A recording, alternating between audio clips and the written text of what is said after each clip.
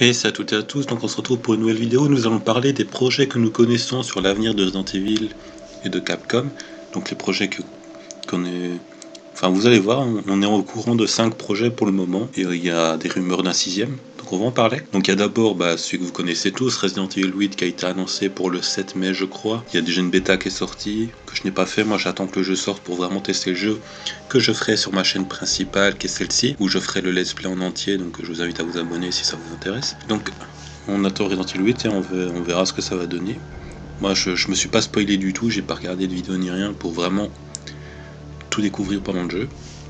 On a les rumeurs de Resident Evil Reverse multijoueur, enfin rumeurs, c'est pas vraiment des rumeurs, on sait que ça va arriver. Donc il devrait être lancé parallèlement à une nouvelle expérience multijoueur Resident Evil appelée Resident Evil Reverse. Ce jeu multijoueur a été taquiné et a fui avant son annonce officielle.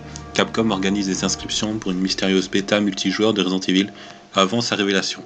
Puis une liste sur Humble Bundle qui a confirmé qu'il était nommé Resident Evil Reverse. Il a été montré lors de la présentation, ce qui a confirmé qu'il s'agissait d'un jeu de tir multijoueur mettant en vedette des personnages classiques de Resident Evil.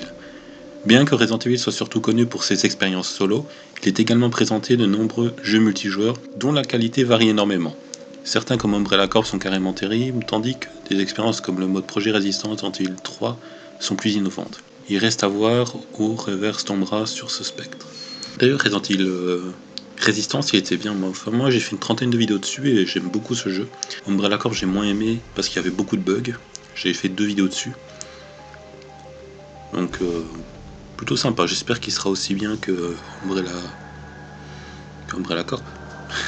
J'oublie déjà le nom. Et donc on sait qu'il y a une émission de Netflix Resident Evil qui a aussi été annoncée avec un trailer, une bande-annonce.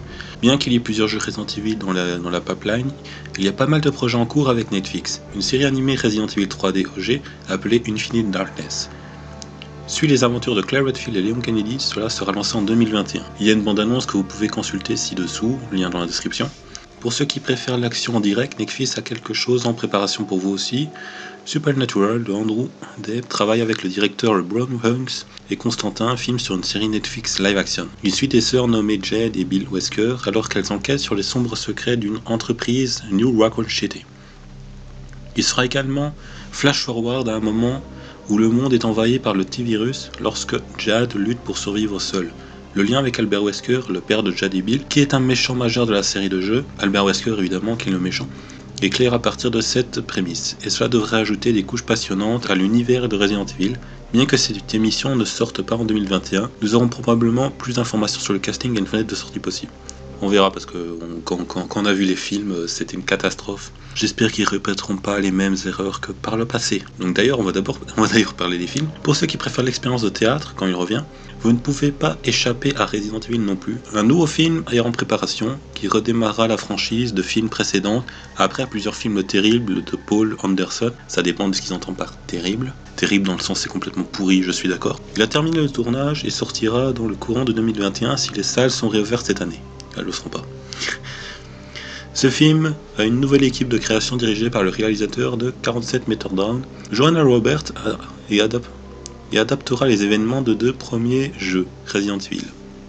Donc ça adaptera les événements des 2 premiers jeux Resident Evil. Le film mettra en vedette Kaya Scodelario comme Claire Redfield, Tom Hopper comme Albert Wesker, Robbie Amell comme Chris Redfield, Ivan Joga comme Leon Kennedy et Neil MacDonald comme William Birkin. J'espère que nous aurons bientôt une bande-annonce pour cela. Je ne connais aucun des acteurs. On verra bien, j'espère. Je vais me renseigner après, je pense. Donc, on a maintenant la dernière news qui est Resident Evil 4 Remake, qui n'est plus vraiment une rumeur. On est sûr que ça va sortir, je pense. Enfin, sûr à 90%.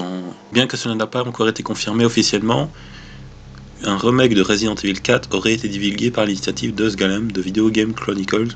Ce remake sera lancé en 2022 et suivra les traces des remakes populaires de Resident Evil 2 et 3. Étant donné que Resident Evil 4 est peut-être le jeu le plus populaire de la série, il n'est pas surprenant que Capcom saute Code Veronica pour refaire Resident Evil 4 à la place. Il est possible que les développeurs Numto et Capcom révèlent ce jeu en 2021, si ces rapports sont corrects. Même si cela n'a pas été révélé cette année, il y a beaucoup d'autres projets Resident Evil à espérer. Resident Evil 8 sortira le 7 mai 2021.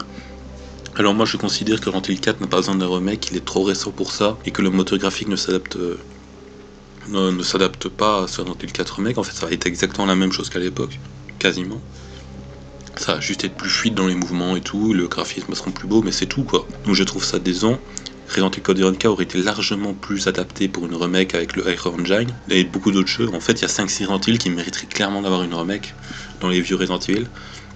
Donc c'est triste de faire le 4 alors que le 4 je considère qu'il n'a pas besoin d'une remake. Pour ça autant faire le 5 si sans remake aussi et je vois pas l'intérêt franchement. D'ailleurs on va parler de Resident Evil Code Veronica parce que c'est celui que j'espère le plus avoir une remake un jour. Même si Capcom n'a encore rien officialisé pour le moment, le remake de Resident Evil 4 ne fait plus l'ombre d'un doute. Une excellente nouvelle pour cet épisode qui a su révolutionner la série en 2005, notamment en proposant une caméra au niveau de l'épaule. Ça dépend de ce qu'ils entendent par révolutionner, parce que pour moi, mettre une caméra au niveau de l'épaule, c'est pas révolutionnaire, vu que je préfère largement les Resident Evil 1, 2 et 3 par rapport au 4. C'est un avis qui est totalement subjectif, mais je trouve que ce choix était une erreur. Pour autant, certains fans regrettent que le choix de l'éditeur ne soit pas opté sur Resident Evil Code Veronica. C'est moi. Code Veronica, qui, il est vrai, pourrait avoir de la gueule avec le Air Engine, du coup, doit-on faire définitivement une croix sur ce fantasme? J'espère que non. Si on en croit l'insider Story Game, dont la fiabilité n'est plus approuvée, il n'est pas impossible que Capcom tende l'oreille à la communauté, si la communauté se fait suffisamment entendre. Laissez-moi vous dire que, si vous tenez absolument à avoir un remake de Resident Evil Code Veronica, faites-le savoir, exprimez-vous auprès de Capcom, explique-t-il sur le Twitter. Une fois le développement de Resident Evil bouclé, les gars devront s'attaquer à un autre projet. Et je sais que les dirigeants mettent un point d'honneur à écouter les fans. Tout ça me fait penser qu'après Resident Evil 8, Code Veronica pourrait être mis sur la table si Capcom estime qu'il y a de l'intérêt. Tout n'est pas mort donc, même si l'aspect financier est également à prendre en compte, il suffit de voir du côté de la baston pour s'apercevoir que malgré l'envie des puristes de Capcom, PS, SNK3, Tekken X, etc., rien ne bouge. Après c'est vrai que vu les ventes de Resident Evil 2, 6,5 millions d'exemplaires, et Resident Evil 3, 2 millions d'exemplaires, la fève semble moins délicate du côté de Capcom. Parce qu'ils savent très bien qu'il y a beaucoup de fans hardcore qui achèteront Code Veronica, ils sont sûrs de faire au moins 1 million de ventes, au minimum. Donc j'espère vraiment qu'il y aura un Code Veronica un jour, peut-être en 2023, après Resident Evil 4 Remake, qui est une absurdité pour moi. Donc merci d'avoir regardé, dites si vous avez d'autres rumeurs, d'autres informations, ça sera intéressant dans les commentaires à voir, et à bientôt.